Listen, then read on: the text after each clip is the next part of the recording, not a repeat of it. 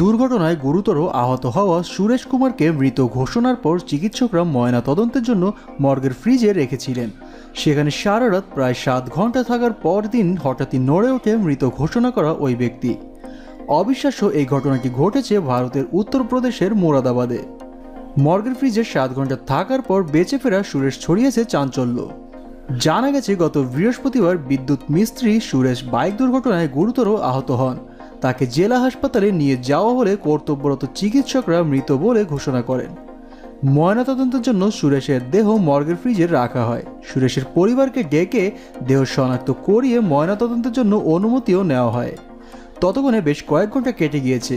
এর মধ্যেই সুরেশের শ্যালিকা মধুবালা খেয়াল করেন দেহটি নড়ছে।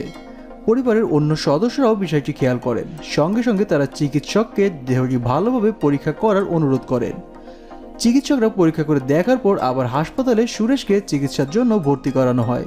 পরিবারের দাবি চিকিৎসা চলছে সুরেশের, তবে তার জ্ঞান ফেরেনি। চিকিৎসকরা আশ্বাস দিয়েছেন সংকট কেটে গেছে, দ্রুতই সুস্থ হয়ে সুরেশ বাড়ি ফিরতে পারবে।